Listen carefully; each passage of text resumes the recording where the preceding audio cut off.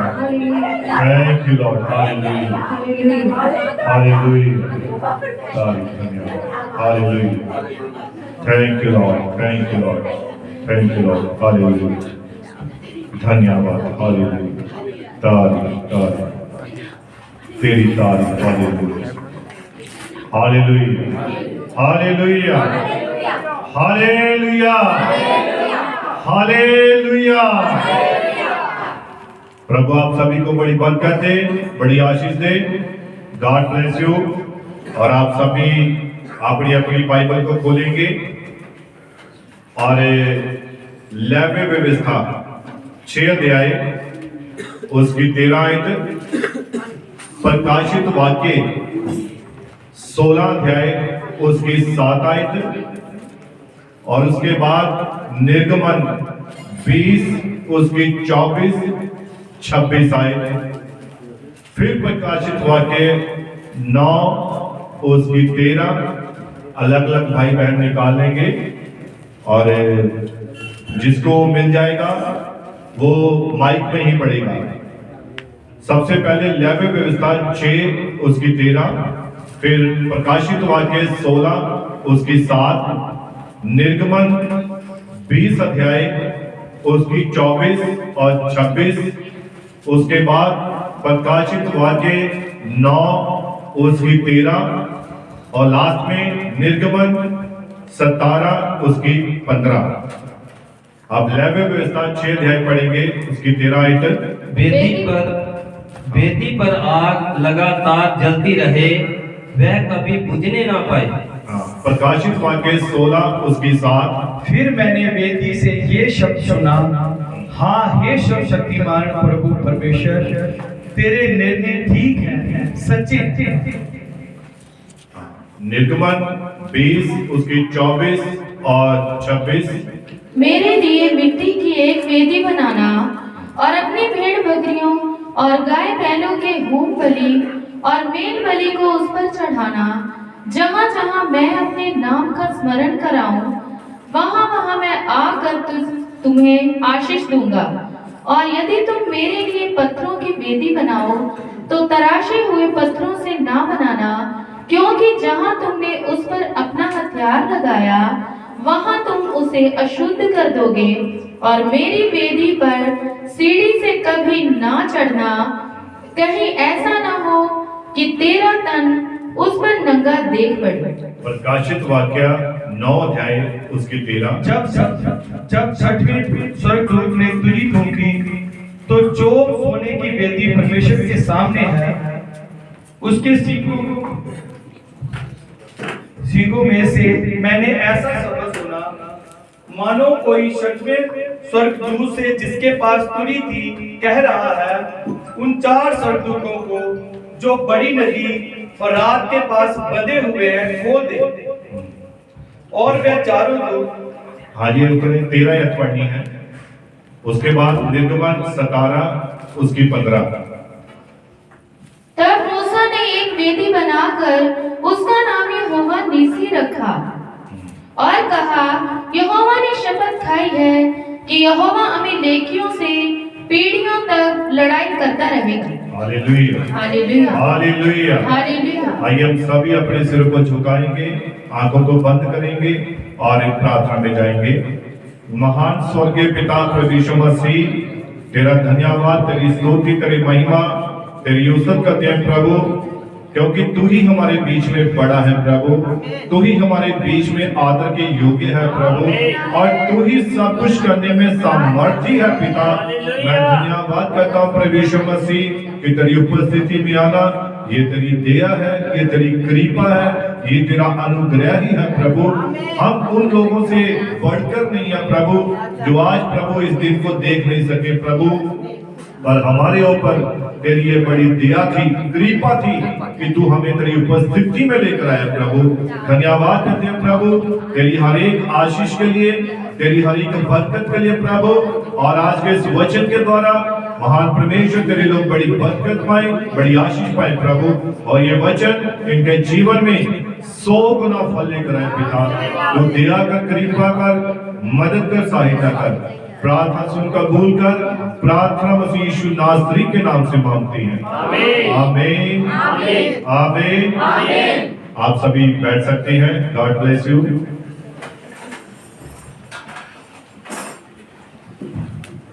Hallelujah hallelujah.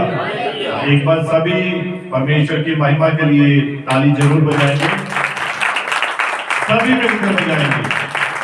Hallelujah hallelujah. God bless you. प्रभु आप सभी को बड़ी बरकत दे, बड़ी आशीष दे। हालेलुया। और एक आयत थोड़ा मैं और पढ़ना चाहता हूं, और ये है पहला पतरस 4 अध्याय और उसकी 10 और 11 आयत। पहला पतरस, जिसको जो वरदान मिला है हाँ, वह उसे परमेश्वर के नाना प्रकार के अनुग्रह के भले भंडारियों के समान एक दूसरे की सेवा में लगाए। अब देखिए यहाँ पर खुदा के कलाम में परमेश्वर के वचन में लिखा है, जिसको जो वरदान मिला है वह उसे परमेश्वर के नाना प्रकार के अनुग्रह के भले भंडारियों के समान कहां पर लगाए? एक दूसरे की सेवा में लगाए। एक दूसरे की सेवा में लगाए। पढ़िए।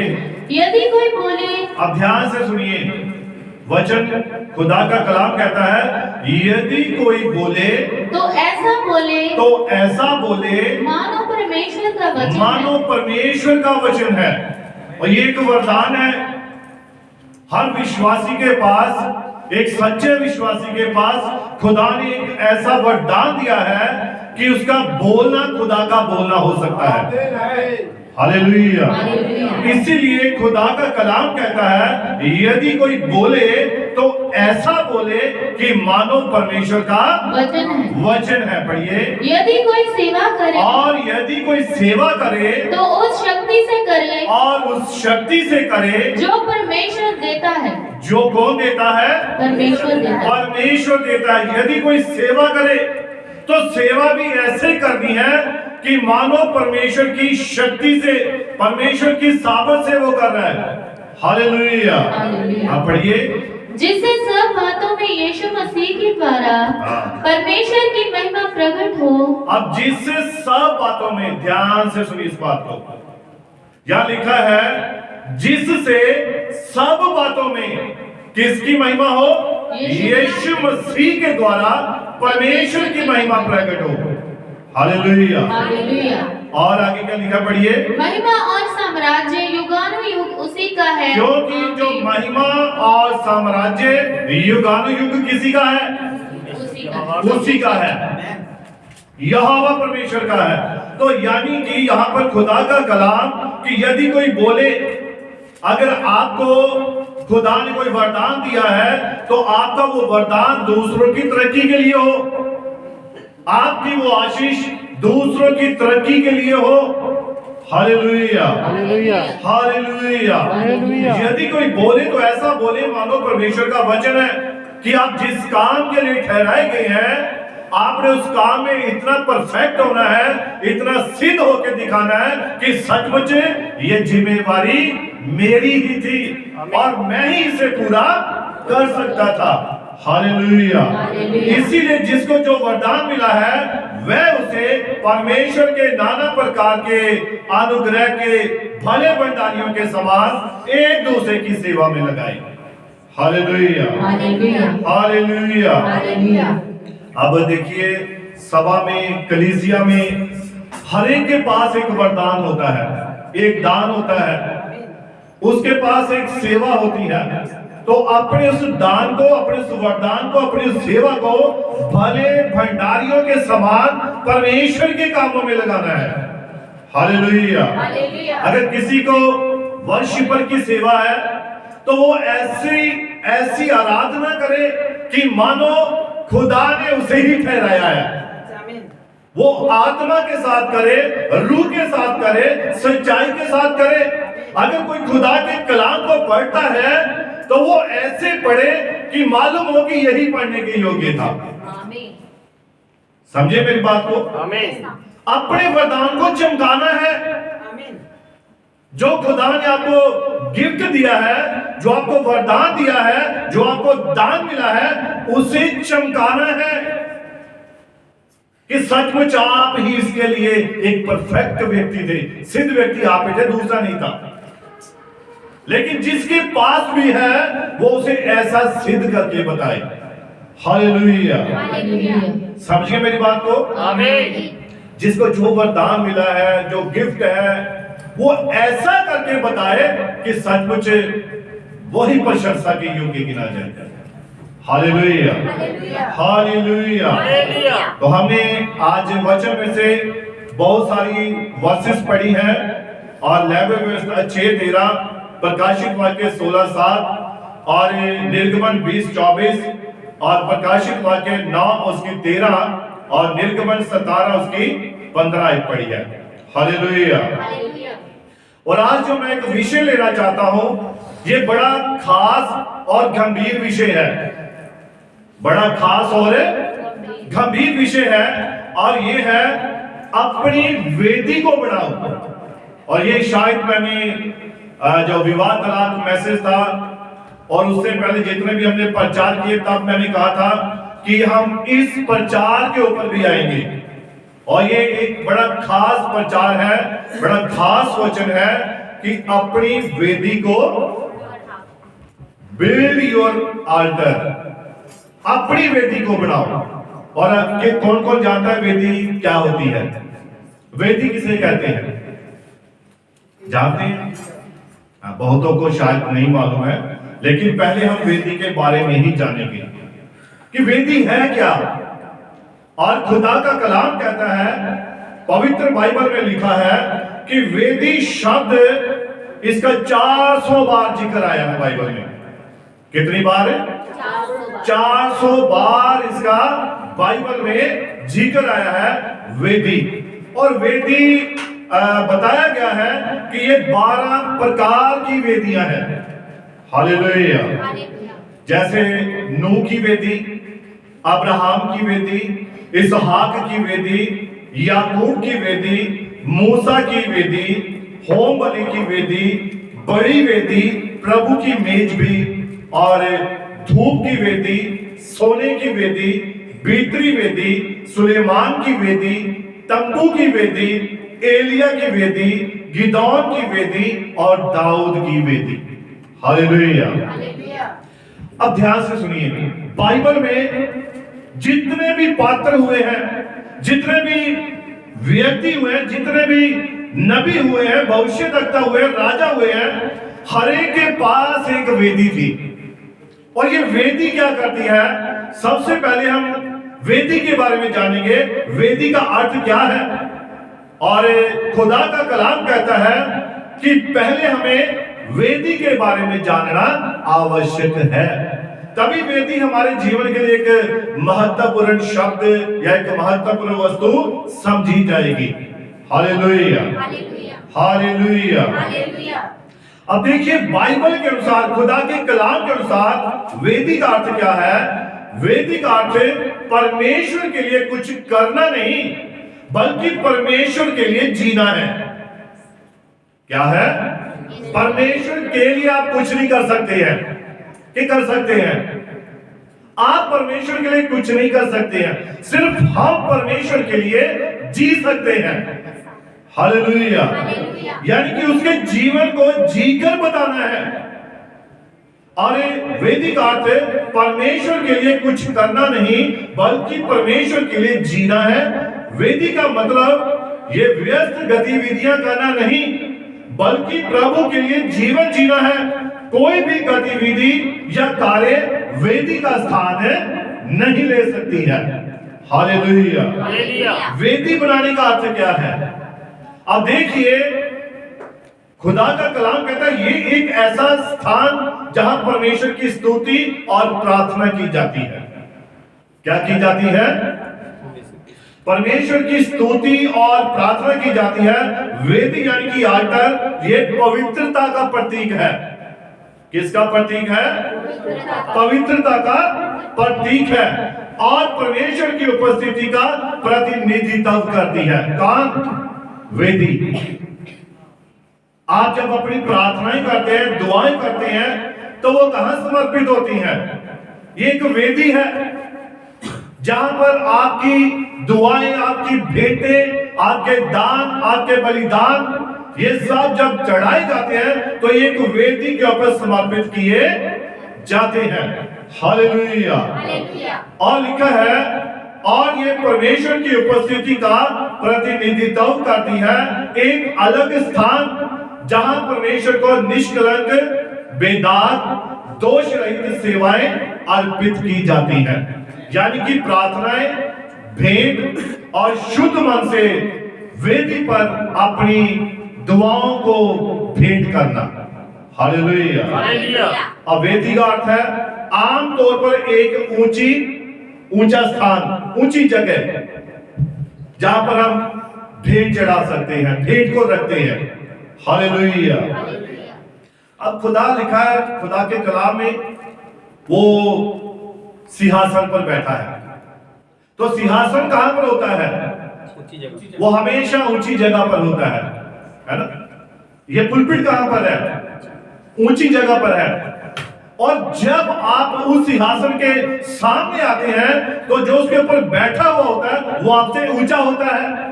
और आप जब भी उसके आगे जाते हैं, उसके आगे एक वेदी होती है और आप उसके आगे अपनी दुआएं, अपनी प्रार्थनाएं, अपनी भेंटें, अपने बलिदान जब आप चढ़ाते हैं तो आप झुकते हैं। ऐसा ही होता है। हालेलुया। और ये आमतौर पर एक ऊंचा स्थान होता है जहां पर बलि दी जाती है या किसी चीज को बहुत अधिक महत्व दिया जाता है। हालेलुया। जब कोई खास चीज होती है उसे एक खास जगह पर ही रखा जाता है। आप भेंट लाते हैं, आप बाहर ही रखते हैं। आप कहां रखते हैं? थोड़ा ऊंचे स्थान पर, वेदी पर। हालेलुया। और वेदी किसका प्रतिनिधित्व कर रही है? वो परमेश्वर का हमारे लिए। हालेलुया। हालेलुया। और बाइबल कहता है, खुदा का कलाम कहता है, पहली वेदी जो बाइबल में अगर बनाई गई है तो वो नूह नबी ने बनाई थी। आमीन। और ये उसने कब बनाई थी? जब जल प्रलय आया था, सारी पृथ्वी, सारा संसार जो था वो किसके द्वारा नाश हो गया? पानी के द्वारा। पानी के द्वारा नाश हो गया था। हालेलुया। और जब नूह और उसके पुत्र, उसकी बहुएं, उसकी पत्नी बचाई गई तो नूह ने सबसे पहले परमेश्वर का धन्यवाद किया। और उसने क्या किया? नबी कहता है कि उसने एक वेदी बनाई और उस वेदी पर उसने वो जो जानवर थे जो जहाज में थे उन्हीं में से उसने बलिदान दिए थे। किस पर? उस वेदी के ऊपर। वो सीधा डायरेक्ट भी तो दे सकता था, काट कर ऐसे फेंक दे खुदा तेरे लिए, तो क्या ये एक अच्छा काम लगता है? तो वो उस जानवर को बलिदान करके उसने एक वेदी बनाई और उसके ऊपर उस जानवर को रखा, बलिदान किया। हालेलुया। और बाइबल में खुदा के कलाम में लिखा है, पहली वेदी जो वो किसने बनाई थी? नूह नबी ने बनाई थी। तो उत्पत्ति की पुस्तक 8 अध्याय और उसकी 20 आयत में हम इसे पढ़ते हैं। उत्पत्ति की पुस्तक 8 अध्याय और उसकी 20 आयत। तब नूह ने यहोवा के लिए एक वेदी बनाई। तब नूह ने क्या किया? यहोवा के लिए एक वेदी बनाई। पढ़िए। और सब शुद्ध पशुओं और सब शुद्ध पक्षियों में से कुछ लेकर वेदी पर होम बलि चढ़ाया। और उसने शुद्ध पक्षियों को और शुद्ध जानवरों को लेकर वेदी पर क्या किया? चढ़ाया, बलिदान चढ़ाया। हालेलुया।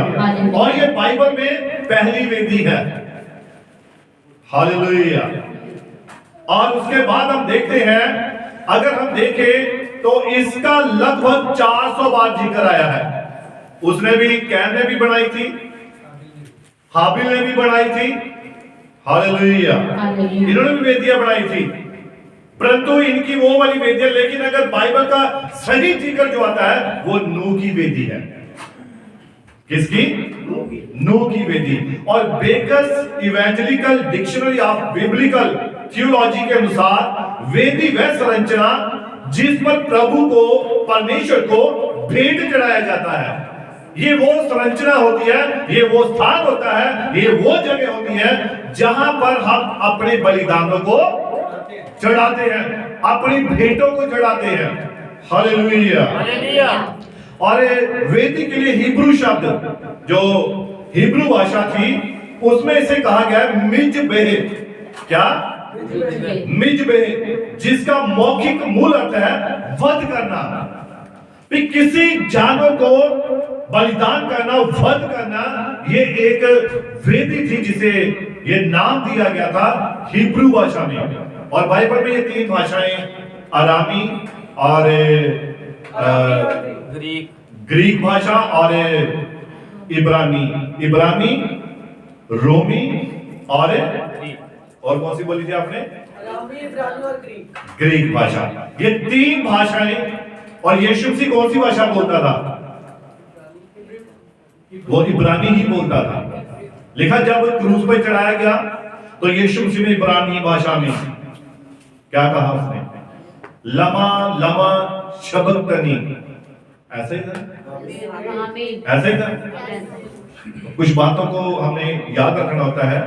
तो यहां पर लिखा है हिब्रू शब्द मिजबेह, जिसका मौखिक अर्थ है वध करना। और ग्रीक में इस शब्द का अनुवाद थीसिया स्टेलियन है।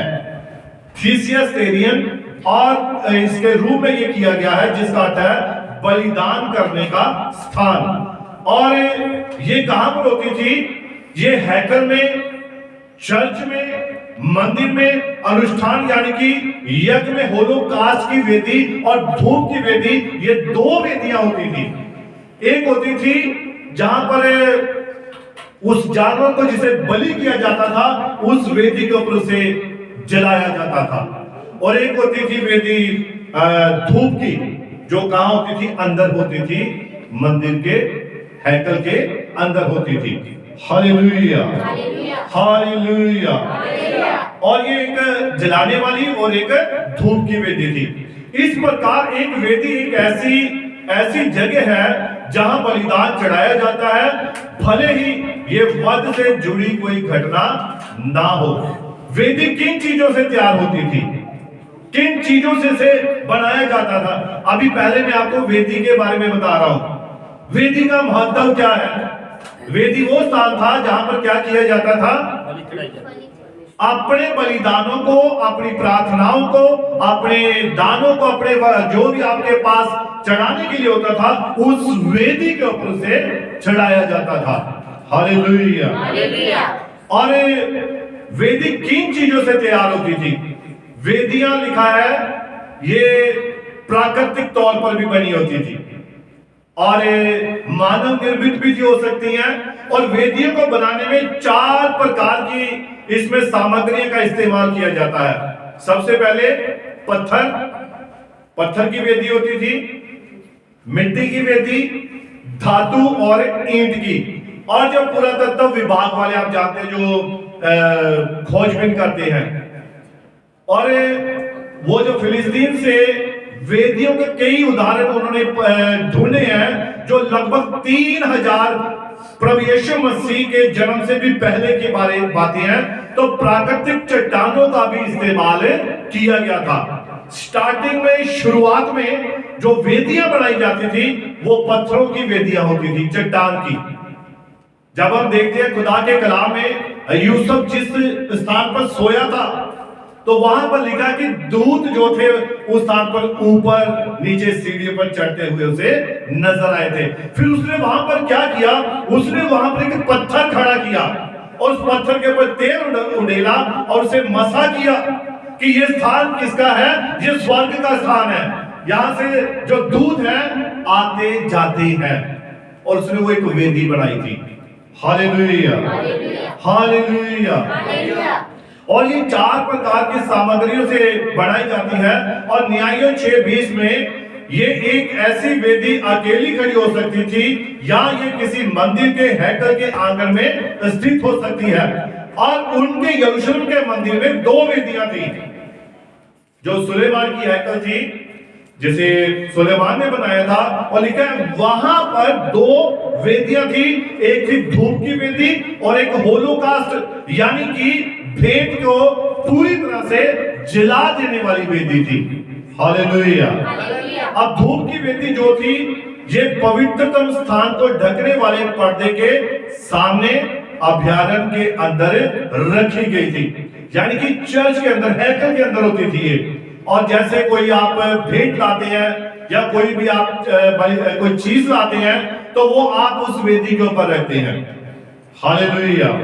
और जो अगर कोई पशु बलि करना होता था उसके लिए एक अलग वेदी होती थी और वो उस मंदिर के हैकल से बाहर होती थी।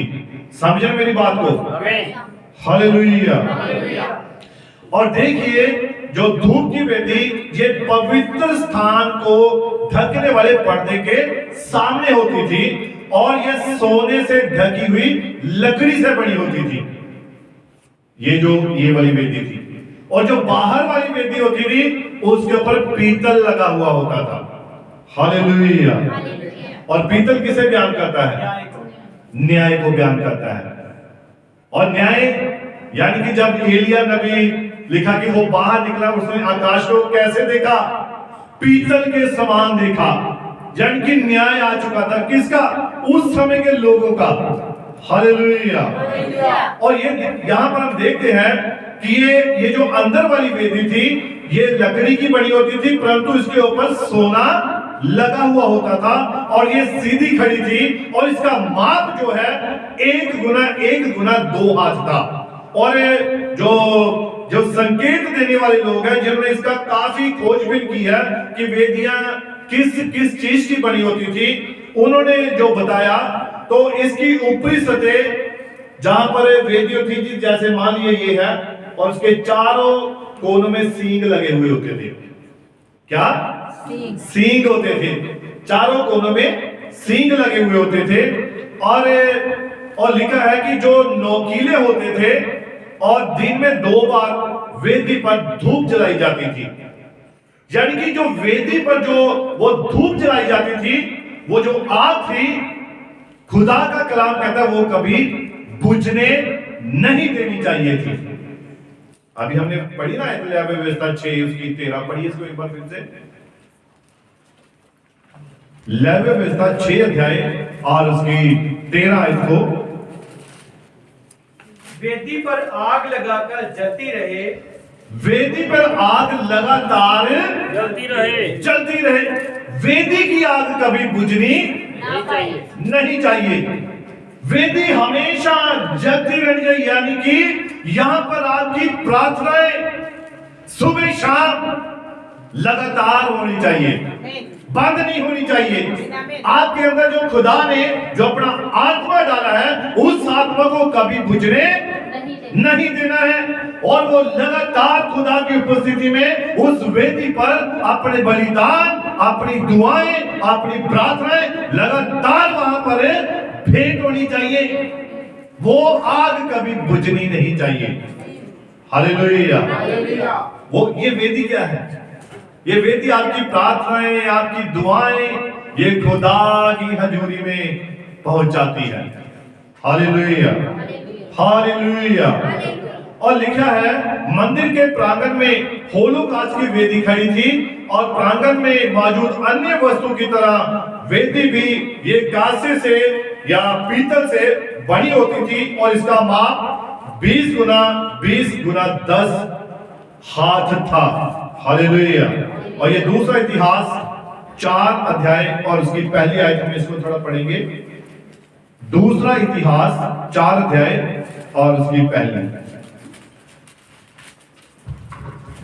फिर उसने पीतल की एक वेदी बनाई, उसकी लंबाई और चौड़ाई 20 हाथ की और ऊंचाई 10 हाथ की थी। फिर उसने ढला हुआ एक होद बनवाया। हाँ, देखिए अब यहाँ पर आहाज जो था इसने इस वेदी को दमिश्क में देखी गई वेदी के मॉडल के रूप में बदल दिया। हाँ, उसने वेदी पहले ऐसी थी, लेकिन जो आहाज था इसने उस वेदी के जो उसका जो क्या कहते हैं मॉडल, जैसे मान लिया चौरस है तो उसने थोड़ा और स्टाइल में कर दिया और ये उसने उन वेदियों को देखकर बनाया जो दमिश्क में थी। उसने दमिश्क की वेदियों को देखकर उसने उन वेदियों को रूप बदल दिया। दूसरा राजा 16 उसकी 10 आयत पढ़ेंगे। दूसरा राजा 16 अध्याय और उसकी 10। तब राजा आहाज अशूर के राजा हाँ तिग्ली पिलेसर से भेंट करने के लिए दमिश्क को गया हाँ जी। और वहां की वेदी देखकर उसकी सब बनावट के अनुसार उसका नक्शा उरिया याजक के पास नमूने के रूप में भेज दिया। तो क्या किया इसने? इसने वहां की वेदियों का नक्शा ले लिया, वहां का रूप ले लिया और उस राजा को वहां से देख कर आया। अब कई बार पता क्या होता है, मैं आपको थोड़ा कुछ समझाना चाहता हूं। बहुत बार होता है कि हम सोचते हैं कि हमें दूसरों के पास संदेश लेकर जाना चाहिए, दूसरों के पास मैसेज लेकर जाना चाहिए, हमें उनके पास गवाही लेकर जानी चाहिए ताकि खुदा के काम को हम पूरा कर सके। लेकिन होता क्या है, बहुत बार हम गलत चीजों को ले आते हैं। क्या होता है? काम तो हम सही कर रहे होते हैं, सोचा तो हमने सही होता है, हमारे अंदर खुदा का एक आत्मा और वो अपने जोर के साथ वो काम करना चाहता है, लेकिन हम सोचते हैं, ये हमारा विचार है कि हम जाएं, वचन का प्रचार करें, लोगों को गवाही दें, उसको भी बताएं, उसको भी बताएं। लेकिन हमारे युग के नबी ने कहा है कि आप पहले पूरी तरह से वचन में मजबूत होने चाहिए, तब आप बाहर निकलिए। यीशु ने अपने चेलों को भी कुछ कहा था, जब तक समर्थ ना पाओ, गॉड ब्लेस यू, जब तक ऊपर से सामर्थ ना पाओ यरूशलेम से बाहर मत जाना। और आज क्या होता है, बाइबल पकड़ ली, बाइबल मिल गई, बस इधर दबा ली, चले गए प्रचार करने। ऊपर से सामर्थ पाई ही नहीं, प्रकाशन मिला ही नहीं, और कहां चले गए? प्रचार करने के लिए। फिर आकर बड़ा वचन सुनाया तो बंदा बड़ा ठीक है, मानता ही नहीं। अरे मानेगा कैसे नहीं? आपने क्या पहले अपने आप को खुदा के आगे समर्पण किया? प्रभु मैं जा रहा हूं तेरे वचन को लेकर, तेरे कलाम को लेकर, और प्रभु तेरा आत्मा मेरे साथ हो। और जब खुदा का आत्मा, खुदा की सामर्थ आपके साथ होगी तो आप मुर्दों को भी वचन सुनाएंगे, तो मुर्दे भी जिंदा हो जाएंगे। जब खुदा की सामर्थ आपके साथ होगी। हालेलुया। अब ऐसा नहीं है कि कब्रिस्तान में जाकर मुर्दों को वचन सुनाओ, ये वो बात नहीं है। जिंदा लोग भी मुर्दा है, जिनका आत्मा मरा हुआ होता है। जितना मर्जी वचन सुनाओ, जितनी मर्जी गवाहियां बताओ, जितना मर्जी उन्हें जो कुछ मर्जी कहो, बदलते ही नहीं है। ये मरे हुए लोग होते हैं, उनका आत्मा मरा हुआ है। हालेलुया। लेकिन जब यीशु ने कहा जब तुम ऊपर से सामर्थ पाओ तब बाहर जाना, तभी जाकर जब पतरस निकलता था तो उसकी परछाई से लोग चंगे होते थे। पौलुस जाता था तो उसके शरीर से रुमाल टच करके बीमारों पर जाते थे, बीमार तो बीमार क्या हो जाते थे। तो ये सामर्थ कहां से आई? ये ऊपर से आई, ये प्रार्थना के द्वारा आई। जब आपने अपने आप को वेदी के ऊपर समर्पित किया, उस वेदी पर आपने अपने आप को चढ़ा दिया, ऐ यहोवा परमेश्वर मैं अपने आप को तेरे आगे तेरी सेवा के लिए समर्पण करता हूं, तब खुदा का इस्तेमाल करता है। हालेलुया। पहले अपना समर्पण देना होता है, अपने आप को खुदा को पूरी तरह से दिल से समर्पण चाहिए, फिर खुदा इस्तेमाल करता है। वो अचानक ऐसे बैठने चल भी उठ खड़ा हो जाके वचन सुना, ऐसा नहीं करता है खुदा।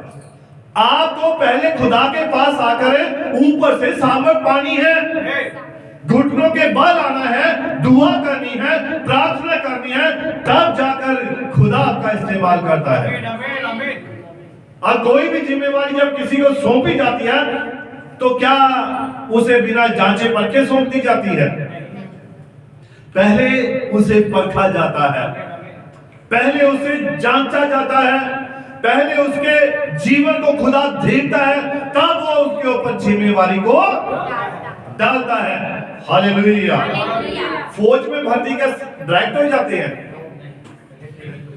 पहले ट्रेनिंग होती है ना, टेस्ट होता है, दौड़ लगानी पड़ती है, कितना कुछ करना पड़ता है। तब जब एक 6 महीने की कम से कम ट्रेनिंग जब होती है, जब आप पूरी तरह से ट्रेन हो जाते हैं, तब आपको बंदूक पकड़ाई जाती है, तब आपको वर्दी पहनाई जाती है, तब आपको आई कार्ड मिलता है। हालेलुया। तो खुदा भी ऐसे ही लोगों को तैयार करता है। वो एकदम बेकार व्यक्ति को पकड़ेगा जरूर, बुलाएगा, पर पहले उसे ट्रेनिंग देगा, पहले उसे तैयार करेगा। दाऊद को जब पकड़ा था तो दाऊद एकदम लड़का ही था और वो अपने बाप की भेड़ों को चराता था। और सबसे पहले उसकी भेड़ को कौन ले गया? भालू ले गया। कौन ले गया? भालू ले गया। और भालू ये किसने भेजा? परमेश्वर ने। ये खुदा ने भेजा, परमेश्वर ने भेजा। किस लिए? वो दाऊद को ट्रेनिंग दे रहा था। क्या दाऊद भेड़ों की रखवाली कर सकता है? क्या दाऊद मेरी भेड़ों की रखवाली करने के योग्य है? तो खुदा क्या करता है? वो चेक करता है, वो आपको जांचता है। और उसने एक भालू को भेजा, और भालू भेजा तो दाऊद भागा नहीं, वो डर कर छिप नहीं गया। नबी कहता है कि उस भालू ने, यानी कि उस रिच ने क्या किया था? उस भालू ने उसकी भेड़ को लेकर जंगल में भाग गया। हालेलुया। तो दाऊद पीछे गया, उसके मार पीछे गया, और उसने जाकर उस शेर को मारा, उस भालू को मारा, और अपने भेड़ को जिंदा वापस लेकर आया। आमीन। हालेलुया। अब ये किसने भेजा? भालू, ये जानवर किसने भेजा? खुदा ने भेजा। किस लिए? ताकि दाऊद को ट्रेनिंग दे सके। अब राजा ने देखा, यहोवा ने देखा कि दाऊद ने रीछ से अपनी भेड़ को बचा लिया। अब थोड़ी ट्रेनिंग इसकी और सख्त करते हैं, थोड़ा इसके ऊपर और प्रेशर डालते हैं। तो उसने किसे भेजा? शेर को भेजा। अब भालू से तगड़ा शेर है ना, तो उसने शेर को भेजा, और शेर आया, शेर की दहाड़ सुनी। तो दाऊद को अभी लिखा है कि वो एक लड़का ही था, है ना, लड़का ही था, नौजवान ही था। और वो शेर की दहाड़ सुनकर छिप नहीं गया, भागा नहीं। जब उसे मालूम हुआ, उसे पता लग गया कि शेर भेड़ को लेकर जंगल में चला गया, पीछे भागा। और जब वो पीछे भागा तो उसने जाकर क्या किया? उसने जाकर शेर को भी मार दिया और अपनी भेड़ को जिंदा वापस लेके आया। ये क्या थी दाऊद की? ये एक ट्रेनिंग थी। यहोवा उसे क्या कर रहा था? तैयार कर रहा था। अब ये सब क्यों कर रहा था खुदा? ये जंगली जानवर, रीछ कितना खतरनाक होता है, वो सीधा आदमी को फाड़ देता है। और शेर कितना खतरनाक होता है, ये तो नाम सुनते शेर आ गया, माए बच्चों को सोचा नहीं तो बाहर शेर आ जाएगा, डराती है। तो शेर एक खतरनाक जानवर है। और शेर ने ये यहोवा क्यों कर रहा था ऐसा? अब इनसे भी बड़ा एक और जानवर था, और वो गोलियत था। दाऊद को यहोवा इसलिए तैयार कर रहा था, इसलिए ट्रेनिंग दे रहा था कि उसने दाऊद के हाथों से गोलियत को मरवाना था। आमीन, आमीन। और गोलियत जो कि इजराइल को, इब्रानी लोगों को निंदित कर रहा था, किसके नाम से? यहोवा के नाम से। वो उनकी निंदा कर रहा था। तो यहोवा क्या कर रहा था? हमेशा खुदा अपने बंदे को तैयार करता है।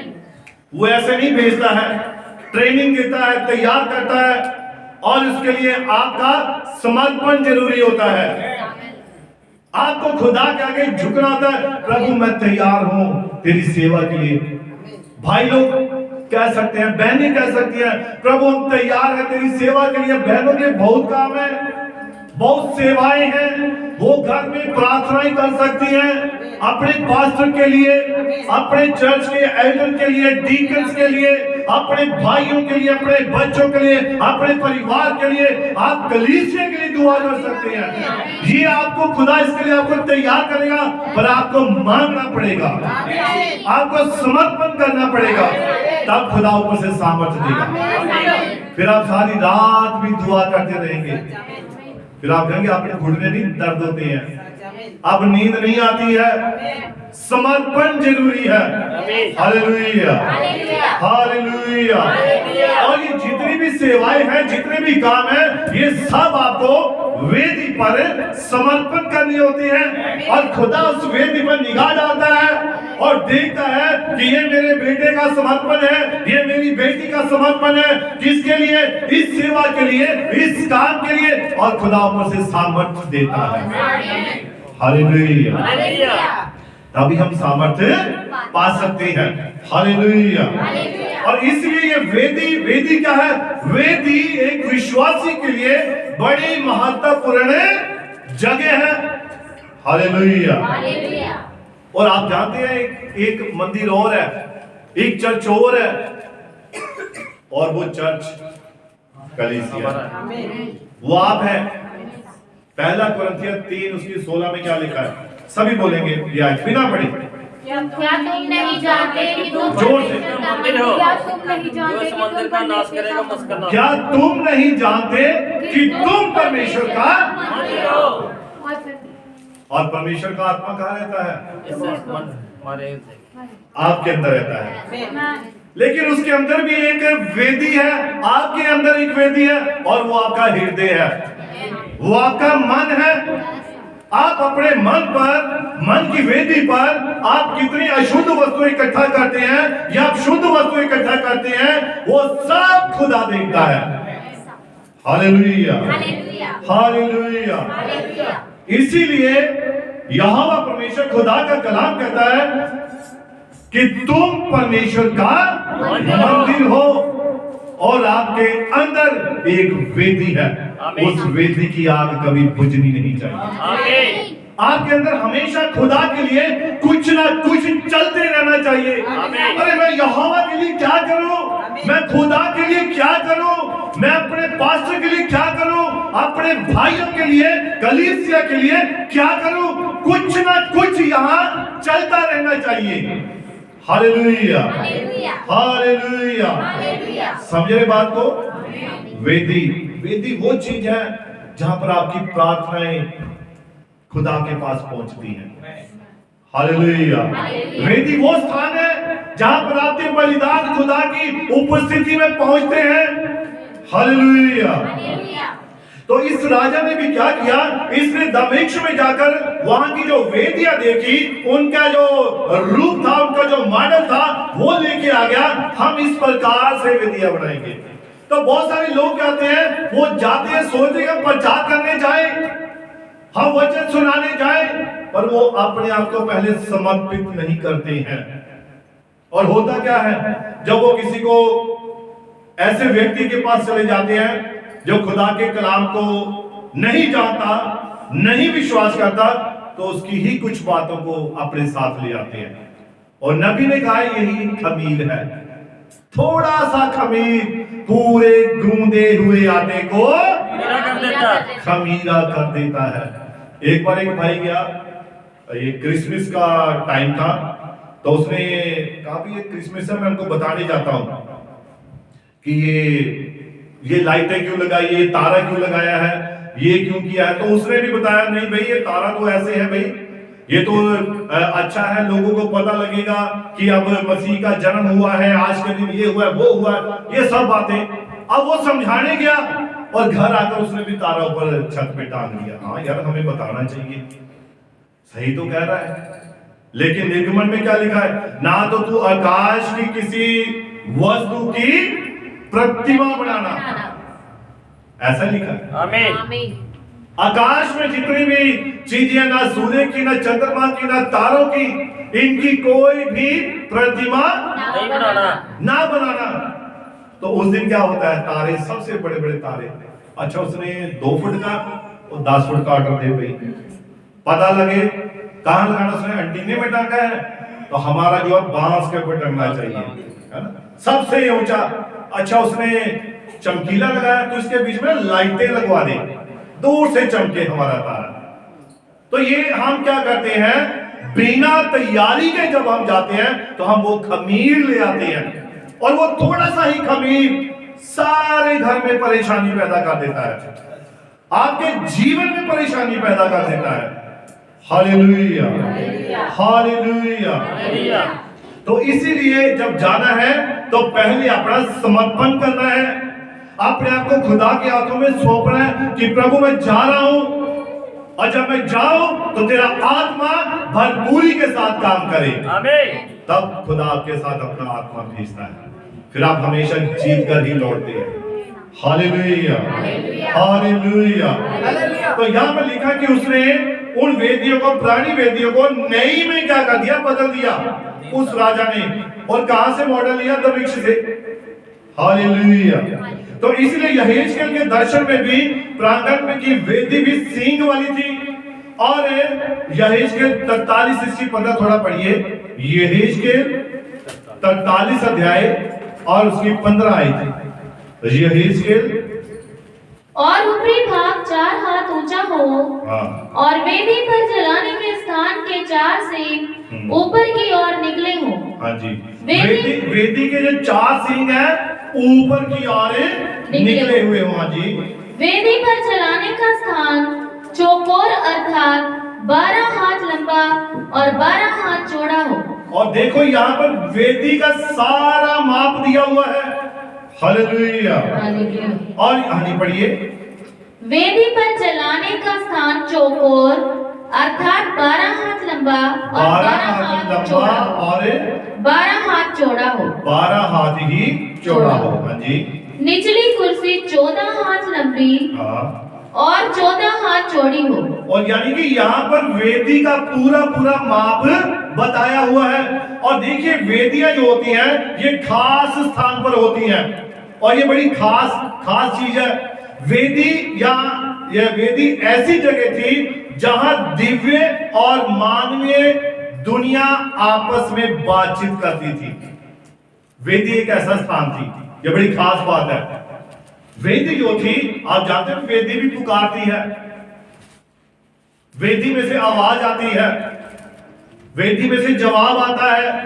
अभी हमने पढ़ा है, इसको दोबारा पढ़ लीजिए, प्रकाशित वाक्य 16 उसकी 7। प्रकाशित वाक्य 16 उसकी 7। फिर मैंने वेदी से ये शब्द सुना। कहां से ये शब्द सुना? वेदी से। वेदी से ये शब्द सुना, पढ़िए। हाँ हे सर्वशक्तिमान प्रभु परमेश्वर, तेरे निर्णय ठीक और सच्चे हैं। तेरे निर्णय सच्चे और ठीक हैं। ठीक है। ये आवाज कहां से आई? वेदी से। अब जब वेदी पर आप शुद्ध मन से भेंट चढ़ाते हैं तो वेदी उसे ग्रहण करती है, लेकिन जब आप अशुद्ध मन से भेंट चढ़ाते हैं तो वेदी उसे अस्वीकार करती है। इसकी उदाहरण मत्ती के इंजील में भी मिलती है हमें। जब तू वेदी पर भेंट चढ़ाने के लिए जाए और तेरे मन में तेरे भाई के प्रति कोई बात हो तो क्या कर, अपनी भेंट वही छोड़ दे, पहले जाकर भाई से मिलकर आमीन, फिर तब तेरी भेंट जो है। ये तो वेदी पर रखने से कोई फायदा नहीं है कि है। तो यहाँ प्रकाशित वाक्य 16:7 में हमने पढ़ा, वेदी में से ये शब्द निकला कि हे परमेश्वर, तेरे निर्णय सच्चे और ठीक है। ठीक है। क्यों ठीक है? वेदी क्यों कहती है कि प्रभु तू वही चीज ग्रहण करता है जो शुद्ध मन से आती है। समझे बात को? वेदी खुदा से कह दिया, जवाब दे दिया। वेदी से आवाज आई कि यहोवा परमेश्वर, तेरे निर्णय सच्चे और ठीक है, कि तू कभी अशुद्ध चीज ग्रहण नहीं करता है। देख मैं वेदी हूं, मेरे ऊपर कई लोग आते हैं, अपने बलिदान लाते हैं, अपनी भेंटें लाती हैं और वो रखते हैं, पर खुदा तू शुद्ध मन वालों की भेंटों को स्वीकार करता है, क्योंकि तेरे निर्णय सच्चे और ठीक है। आमीन। वेदी जवाब देती है, वेदी बोलती है, वेदी बताती है। हालेलुया। और ये कहां पर होती है? ऊंचे स्थान पर होती है। और निर्गमन 17 उसकी 15 पढ़िए। निर्गमन 17 उसकी 15। तब मूसा ने एक वेदी बनाकर उसका नाम यहोवा नीसी रखा। क्या नाम रखा? यहोवा नीसी। मूसा ने वेदी बनाई और उसका नाम क्या रखा? यहोवा नीसी। यहोवा नीसी पढ़िए। और कहा, यहोवा ने शपथ खाई है कि यहोवा अमीलेकियों से पीढ़ियों तक लड़ाई करता रहेगा। और मूसा ने वेदी बनाई और उसका नाम यहोवा नीसी रखा। यानी कि मेरा ध्वज, मेरा ऊंचा स्थान, और ये वेदी जो थी ऊंचे स्थान पर होती थी, जो कि खुदा के नजदीक। और लिखा है यहां पर, हमने पढ़ा है कि वेदी एक ऐसी जगह होती थी जहां दिव्य बातें हो सकती हैं। कौन सी बातें? दिव्य बातें, अलौकिक बातें, दिव्य बातें होती हैं। और मानवीय दुनिया आपस में बातचीत करती थी। यानी कि एक संसारिक मनुष्य आता है, अपनी भेंट लाता है, वेदी पर रखता है, और जब वो वेदी पर अपनी भेंट को रखता है तो वो दुआ करता है, प्रार्थना करता है, तो वहां से एक दिव्य अलौकिक आवाज आती है और उसकी भेंट को ग्रहण करती है। हालेलुया। और लिखा है कि वेदियां आदान प्रदान और संचार और प्रभाव के स्थान थे। ये वेदी किस लिए थी? ये आदान प्रदान, आप यहाँ कुछ खुदा को देते हैं तो उसके बदले खुदा भी आपको कुछ देता है। हालेलुया। और ये वो स्थान होता था जहां पर आदान प्रदान होता था, और यहाँ पर एक सक्रिय रूप से प्रतिक्रिया दी जाती थी। ये वेदी एक ऐसा स्थान था जहां से खुदा बड़ी जल्दी एक्शन में आता था। कैसे? एकदम चौकन्ने हो जाना। वेदी पर भेंट आई है, वेदी पर कोई आया है, वेदी के सामने कोई समर्पण होने के लिए आया, तो यहां पर लिखा है खुदा के कलाम में कि वो यहोवा परमेश्वर तब जल्दी सक्रिय हो जाता था। वहां पर गतिविधियां बढ़ जाती थी, वहां का माहौल बदल जाता था। हालेलुया। मेरी बात को समझ रही है? आमीन। समझ आ रही है ना? हाँ, तो ये क्या थी कि परमेश्वर ने ये वेदियां आदान प्रदान, संचार और सक्रिय रूप से प्रतिक्रिया दी। यानी कि एकदम सक्रिय होना। जब एक पापी, खुदा के कलाम में लिखा है, जब एक पापी अपने पापों से तौबा करता है तो लिखा है स्वर्ग सक्रिय हो जाता है। मालूम है आपको? स्वर्ग जो है वहां पर हलचल मच जाती है कि एक खुदा का बेटा जिसने क्या किया? पश्चाताप किया, अपने गुनाहों का इकरार किया, और वहां सक्रिय सभी हो जाते हैं। हलचल मच जाती है कि एक पापी धरती के ऊपर क्या कर रहा है? अपने गुनाहों की माफी मांग रहा है। आमीन। तो स्वर्ग में हलचल होनी शुरू हो जाती है। आमीन। और वो सब जो माफी, वो गुनाह, वो उस वेदी पर समर्पित होते हैं। तो जैसे ही ये काम होता है तो वहां पर परमेश्वर क्रियाशील हो जाता है, एक्शन में आ जाता है। अब मुझे जल्दी काम करना पड़ेगा। क्यों? क्योंकि अब बात वेदी की आ गई है, अब बात आदान प्रदान की आ गई है। अब मुझे कुछ करना पड़ेगा। और यह बाइबल में एक सिद्ध उदाहरण देखते हैं एलिया का और बाल के पुजारियों का। आमीन। हालेलुया। हालेलुया। वहां आप जानते हैं वहां क्या हुआ? एलिया ने एक फैसला लिया। उसने सारे लोगों को क्या किया? इकट्ठा किया और क्या कहा? अब तुम एक डिसीजन लो, अब तुम एक फैसला करो। या तो यहोवा परमेश्वर है या बाल परमेश्वर है। बाल परमेश्वर है। अब ये बात एक उनमें एक कंपटीशन, एक बात को सिद्ध करने की आ गई थी। कौन सी बात सही है? हालेलुया। तो वहां पर एलिया ने उन्हें एक सलाह दी। चलो ऐसा करते हैं, देखो आप कहते हो बाल देवता है, मैं कहता हूं यहोवा परमेश्वर है। आमीन। तो अब ये सिद्ध कैसे होगा भाई? यहोवा परमेश्वर है, उसी ने स्वर्ग को बनाया, उसी ने पृथ्वी को बनाया, उसी ने हम सब को बनाया, और तुम कहते हो कि बाल ने बनाया। तो ये कैसे पता लगे कि कौन सही कौन गलत है?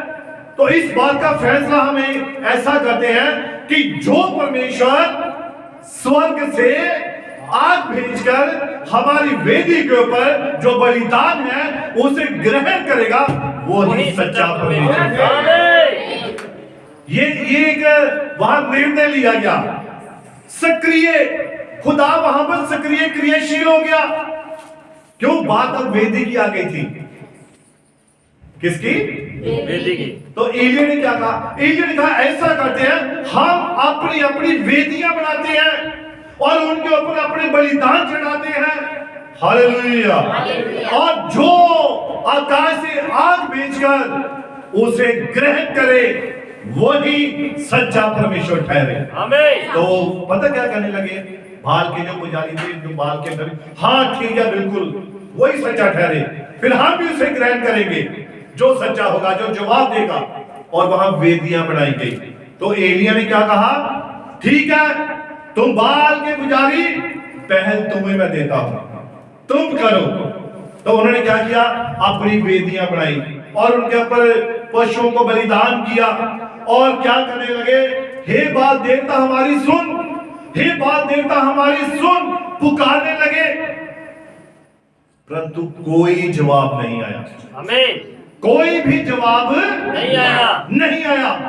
अब बात वेदी की थी, वेदी पर बलिदान था। अब बलिदान किसके लिए चढ़ाया गया है? अरे ये तो मालूम हो उसे ग्रहण करने वाला कौन है। अब वो बलिदान उन्हें किसके लिए चढ़ाया था? बताइए। बाल देवता। बाल के लिए चढ़ाया था। तो बाल होता तो आता। यानी कि यहां पर एक बात और क्लियर होती है। पिछली बार मैंने कुछ बताया था कि जब मैंने एक अपना उदाहरण दिया था, गवाही बताई थी कि फलाना सीजन था, हम जम्मू में जा रहे थे बस में, गर्मियों के दिन थे, तो वहां पर पानी के स्टॉल लगे हुए थे। समझ रहे हो मेरी बात को? और वहां पर क्या हुआ कि बहुत गर्मी, इतनी गर्मी, लेकिन उसके पीछे मकसद क्या था? पानी नहीं पिया। क्यों नहीं पिया? कुछ कारण था, कुछ मकसद है। तो वहां पर यहीं पर अब उनका जो बलिदान था, उनकी जो वेदी थी, वो किसके लिए थी? वो बाल के लिए थी। समझे मेरी बात को? वो बाल के लिए थी। और उन्होंने वेदी पर अपना बलिदान चढ़ाया, अपने पशु काटे और उन्हें उस वेदी के ऊपर रख दिया और पुकारने लगे, प्यार बाल देवता आ, इसे ग्रहण कर, बाल देवता आ, इसे ग्रहण कर। परंतु कोई जवाब नहीं आया। और लिखा जब जवाब नहीं आया तो उन्होंने अपने अपने कपड़े उतारे और छुरियां पकड़ी, अपने आप को घायल करना शुरू कर दिया, अपना लहू बहाना शुरू कर दिया और अपने पीठ पर वो जो चाबुक मारते हैं वो मारने शुरू कर दिए, चिल्लाना शुरू कर दिया, शोर मचाना शुरू कर दिया, आ भाई नीचे आ, नीचे आ। हमारी जिद का सवाल है, अगर होता तो आता। तो शाम तक लिखा है कोई जवाब नहीं आया। आमीन। वो सुबह से लेकर शाम तक लगे रहे, कोई जवाब नहीं आया। तब एलिया उनका मजाक उड़ाने लगा। आपका देवता किस हो गया? अरे देखो, जाओ किधर रेस्ट कर दो, जगाओ से। है ना? सोया होगा, जोर से आवाज दो और ऊंची पुकारो और जोर से बुलाओ। हो सकता है वो घूमने गया हो सकता है वो सैर करने गया हो, आपकी आवाज नहीं पहुंच रही है। हालेलुया। तो वो अपने आप को घायल कर, बस करो, छोड़ दो, साइड में हो जाओ, मेरी बारी है। तो एलिया ने क्या किया? एलिया ने वेदी बनवाई और उसने पहले उसका सुधार किया। वो पत्थर लिए और बिना हथियार के घड़े हुए पत्थर लिए उसने। हमने पढ़ा बचन में, निर्गमन में, वो पत्थर लेने जिनके ऊपर आपका दिमाग ना चलाओ, नहीं इसका ये कोना सही होना चाहिए, इसका ये पत्थर से, हथौड़ी से। उसने अनघड़े पत्थर लिए, बिल्कुल साधारण। हालेलुया। और एक वेदी बनाई, उसे ठीक किया, दुरुस्त किया और उसके ऊपर उसने क्या किया? अपना बलिदान चढ़ाया। और उसने कहा ऐसे नहीं, मुझे अभी तसल्ली नहीं है भाई, मेरा परमेश्वर इतना छोटा परमेश्वर नहीं है, वो इतनी जल्दी वो उसके लिए कुछ नहीं है भाई। अगर उसने ऐसे निगाह डाल दी तो ग्रहण हो जानी है। पर मैं कुछ और आपको बताना चाहता हूं। उसने कहा मैं कुछ और करके दिखाना चाहता हूं। अच्छा ऐसा करो, ये वेदी जो है ना, इसके चारों तरफ एक गड्ढा खोद दो। तो सभी ने गड्ढा खोद दिया और एलिया ने कहा अब इसे क्या करो, पानी से भर दो। अब वो जो बाल के पुजारी, हमें लगता है ये हमने तो सुबह से शाम तक किया है, तो ये लगता है इसका भी दिमाग नहीं सही। हो सकता है वो मन में सोच रहे हो, अरे पानी गीली, लकड़ियां गीली कर दी, पत्थर गीले कर दिए और पानी से सारा भर दिया, और जो लकड़ियां जो उनके ऊपर भी पानी उड़ेल दिया। एलिया कहता नहीं, अब ये जो बलिदान है इसके ऊपर भी पानी फेंक दो, लकड़ियों के ऊपर भी पानी फेंक दो और इस गड्ढे को लबालब भर दो। अब एलिया क्या दिखाना चाहता था? मेरा परमेश्वर, एलिया का परमेश्वर वो छोटा परमेश्वर नहीं है, वो तो बड़े बड़े काम करके दिखाने वाला परमेश्वर है। और जब बाल के पुजारी सब इज़राइल सब लोग इकट्ठे देख रहे हैं, अब देखते हैं कि ये पानी, कभी देखा पानी में आग? कभी देखा आपने पानी में आग? अरे ये कैसी बेवकूफ वाली हरकत कर रहा है, सारी लकड़ियां गीली, अब इसे और टाइम लगेगा, चलो हमसे ज्यादा मजाक इसका बनेगा। वो भी अपने मन में सोच रहे होंगे ना, लेकिन एलिया जानता था कि मेरे साथ खुदा ने बात की है। वो जानता था कि यहोवा ने मेरे साथ बात की है, और जिसके साथ खुदा ने बात की हो वो व्यक्ति कभी असफल नहीं हो सकता है। Hallelujah, hallelujah. और उसने क्या किया? अब उसने पुकारा, ऐ यहोवा, मैं तेरा दास, तूने मुझसे कहा है, तूने मुझसे बात की है, और तू अब इस बलिदान को क्या कर, ग्रहण कर। और उसी वक्त आकाश से आग आई और पत्थरों समेत ही भस्म कर दिया, और सब जितने बाल के पुजारी थे सब झुक गए। एलिया का परमेश्वर, ये वेदी की पुकार थी, ये यहोवा की वेदी थी, ये एलिया की वेदी थी। Hallelujah, hallelujah.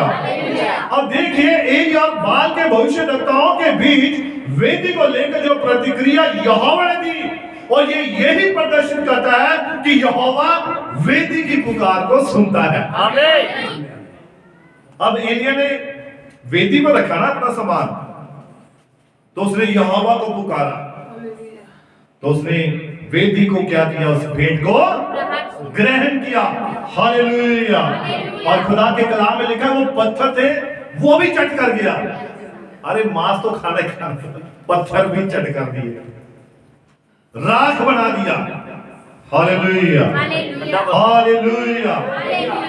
और एलिया और बाल के भविष्यद्वक्ताओं के बीच वेदी को लेकर जो प्रतिक्रिया यहोवा ने दी, ये प्रदर्शित करता है कि यहोवा वेदी की पुकार को सुनता है। अब नूह की वेदी बनाई और यहोवा को बलि चढ़ाई, उस सुगंध को यहोवा ने सूंघा और उसे सुखद लगी। उसे क्या लगी?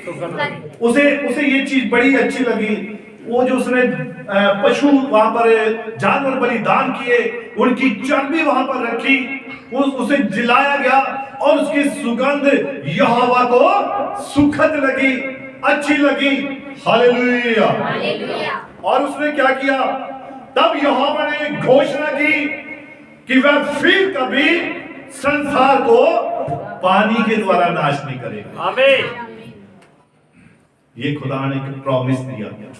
वेदी की पुकार यहोवा तक पहुंचती है।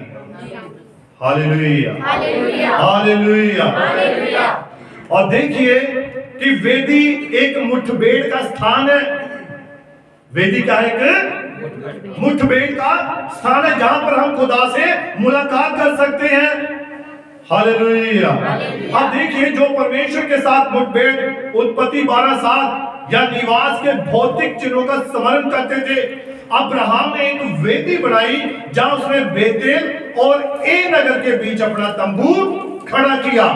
और संबत है उस वेदी पर उसने क्या किया? प्रभु का नाम पुकारा।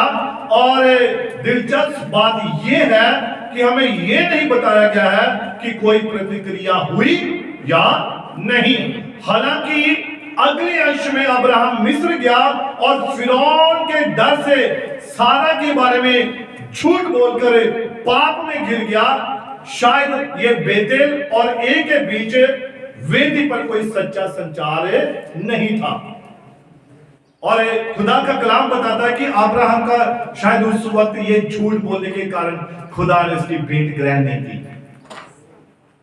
कि उसने कुछ तो कहा था कि ये मेरी बहन है, लेकिन थी कौन? पत्नी। अभी ये बात सच भी है, झूठ भी है, आमीन आमीन।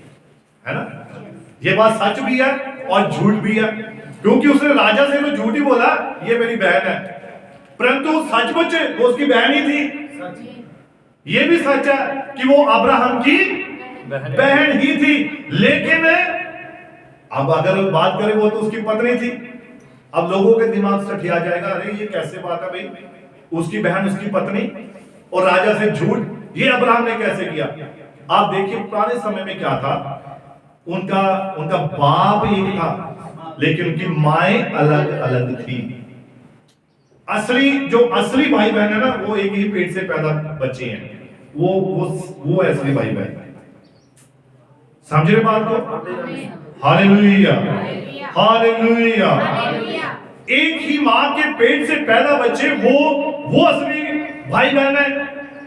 तो इसलिए अब्राहम वहां पर सही भी था और गलत भी था। हालेलुया। और देखिए इसीलिए लिखा है कि जब शायद बेतेल और ए के बीच वेदी पर कोई सच्चा संचार नहीं था और बलिदान वेदी पर बातचीत में आदान प्रदान की ये प्राथमिक माध्यम थे। वेदी से हम खुदा से बातचीत कर सकते हैं। आप जब दुआ करते हैं, आप घुटनों के बल होते हैं, वो क्या, वो आपकी एक वेदी है। जब आप अपने आप को वेदी बनाते हैं, जब आप घुटनों के बल होकर दुआ करते हैं, अपने हाथों को उठाते हैं और प्रार्थना करते हैं, आप उस वक्त एक वेदी हैं और उस वेदी की पुकार यहोवा सुनता है और फिर जवाब भी देता है। Hallelujah hallelujah.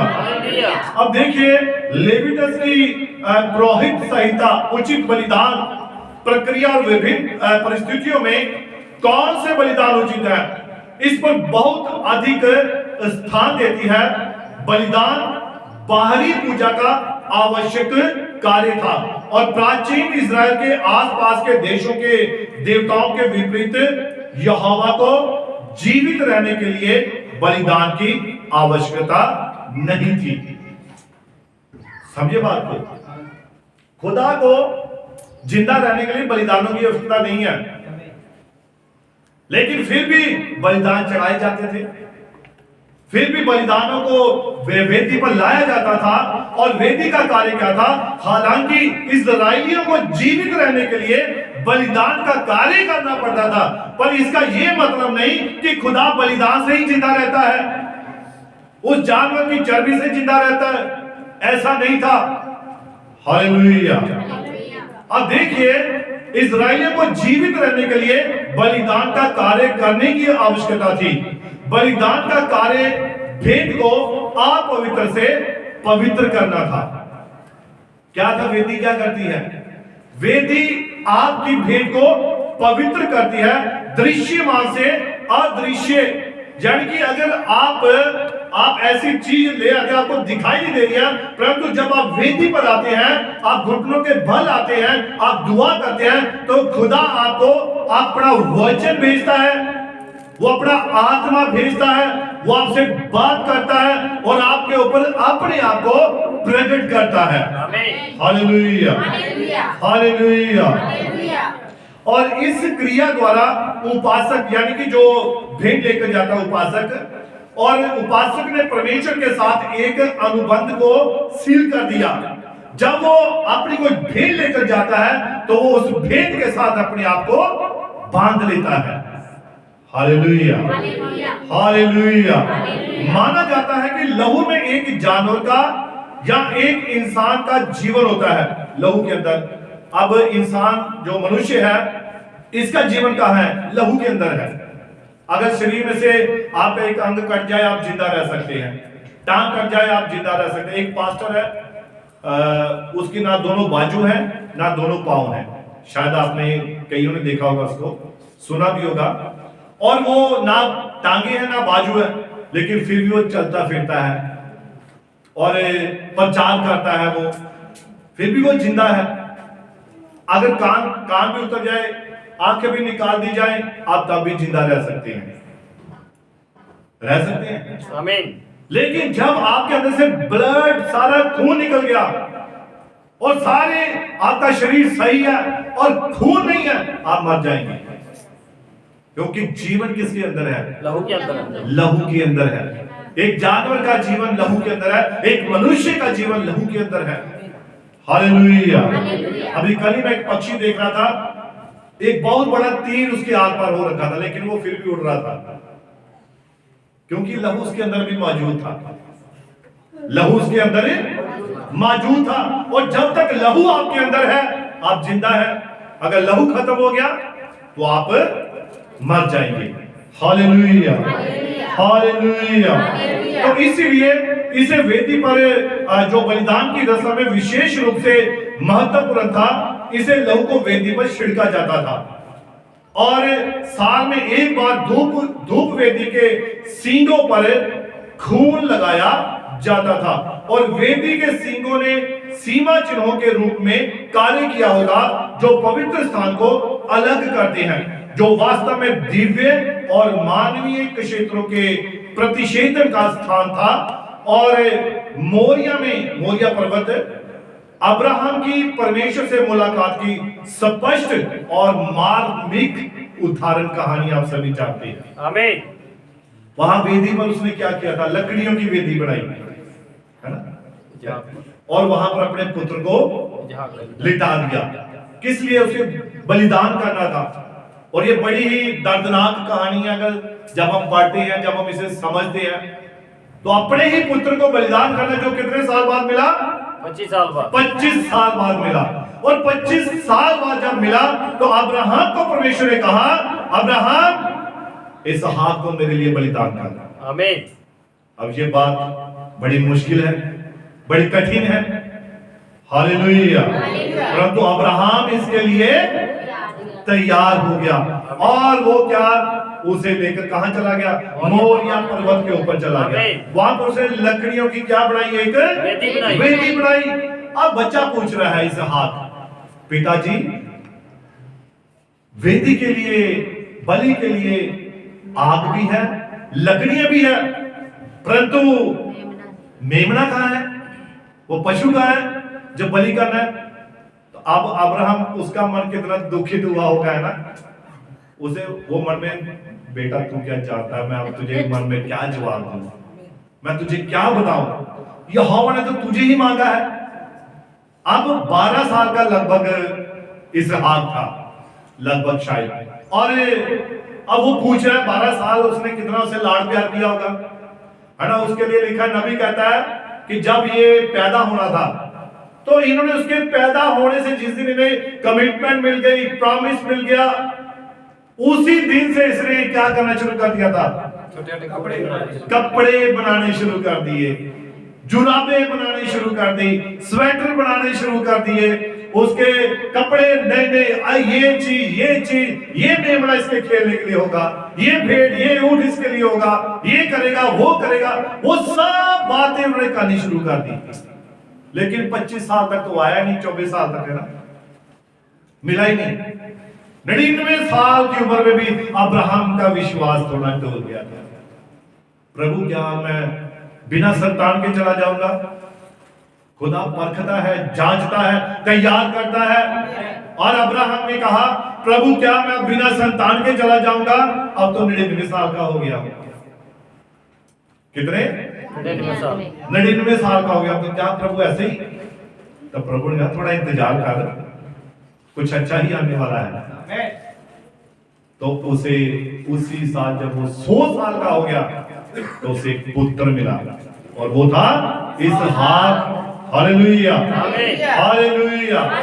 और जब उसे मिला तो उसने पहले बहुत सारे ये उसके लिए तैयारियां शुरू कर दी। है ना। आज भी जब घर में कोई है ना बच्चा आने वाला होता है तो उसके लिए कितना पहले ही नाम रखते हैं, ये नाम वो नाम, ये है वो है, ऐसा करेंगे वो करेंगे। तो उनकी कितनी खुशी होगी जिनको 25 साल के बाद मिलने वाला था। तो तब जब उसके बाद 12 साल का भी जब वो हो गया तो खुदा ने मांग लिया, अब्राहम इसे लेकर मुझे क्या करे, बलिदान कर दे। अब जब अब्राहम ने सुना होगा तो उसने क्या सोचा होगा, पर वो खुदा के वायदे पर अटल था, क्योंकि हुक्म किसका था, खुदा का। वो भी तो महीने मार सकता है, चंगा प्रभु 25 साल बाद देता है, फिर वापस प्रभु एक काम चंगा नहीं हो रहा, अच्छा नहीं लग रहा है, लेकिन खुदा जानता है आपके लिए अच्छा क्या है। वो सब जानता है आपके जीवन में क्या करना है, यहोवा जानता है। मुश्किलें कैसी भी क्यों ना हो, परिस्थितियां कैसी भी क्यों ना हो, पर खुदा जानता है कि ये परिस्थितियां ही आपका सुधार करने वाली हैं। तो उस मासूम ने भी सवाल किया, पिताजी आप तो बड़े भविष्य रखता है, आपने तो बहुत बड़े बड़े राजाओं को मारा, लेकिन एक मेमना जो था वो कहाँ है, बलि पशु। कोई बात नहीं, अब खुदा इंतजाम करेगा, तो चल ऊपर चल। अब देखिए जब ऊपर चले गए तो वहां पर उसने इसहाक को ही पकड़ा। इसहाक मासूम, वो देख तुझे वो पहाड़ दिखाई दे रहे हैं, कौन से वाले, तो पीछे से उसके हाथ बांध रहा है। क्या कर रहा है, हाथ बांध रहा है। वो दिखाई दे, नहीं दिखाई दे, अच्छा रुक जा। वो दिखाई दे रही इस तरफ देख, हाथ दिखाई नहीं दे रहे हैं, ये है वो है, बातें, टांगे बांध दी, पैर बांध दिए।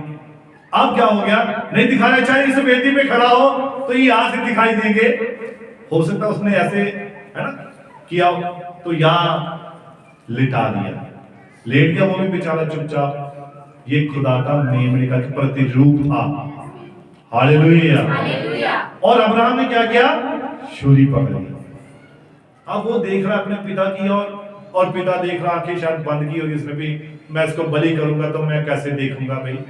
तो उसने भी आंखें बंद की, चाकू पकड़ा और जैसे ही उसे बलि करने के लिए हो सके इतना नजदीक पहुंचा हो तो खुदा की आवाज आई, रुक जा अब्राहम, तू कोई से नुकसान ना पहुंचा। वहां देख झाड़ियों में, वहां पर मेमना मेरा पुत्र यीशु मसीह वहां है इसके बदले बलिदान होने के लिए। और वहां पर वेदी पर उसको उतारा और उस जानवर को, उस मेढ़े को वहां पर बलिदान किया। हालेलुया। तो खुदा क्या कहता है, ये अब्राहम की वेदी थी, अपनी वेदी पर समर्पण करना है, अपने आप को भी समर्पण करना है। ये एक वेदी वो स्थान है जहां पर आप दिव्य अलौकिक बातों को आदान प्रदान कर सकते हैं। ये वो स्थान है जहां पर आपकी प्रार्थनाएं, आपके दान, आपकी जितनी भी बातें हैं, आप वहां से खुदा की हजूर पहुंचा सकते हैं। आप अपने आप को वेदी के तौर पर इस्तेमाल कीजिए, अपने आप को वेदी बनाइए ताकि खुदा आपकी पुकार को सुने। आप क्या है, आप एक वेदी हैं। आपकी पुकार सुनता है, वेदी से आवाज आती है, खुदा तेरे न्याय सच्चे और ठीक है। कब होते हैं, जब हमारा हृदय शुद्ध है, सच्चे हैं, ठीक है। जब गलत है, अशुद्ध मन से आते हैं, अशुद्ध मन से करते हैं, तो हमारी भेंटें ग्रहण, हमारी दुआएं सुनी नहीं जाती है। तो इसलिए अपने आप को हमें उस वेदी के ऊपर लाना है और ताकि खुदा के साथ हमारी बातचीत हो सके। प्रभु यीशु मसीह इस वचन के द्वारा आप सभी को बड़ी बरकत दे, बड़ी आशीष दे। God bless you. आइए हम सभी अपने सिर को झुकाएंगे, आंखों को बंद करेंगे और प्रार्थना में जाएंगे।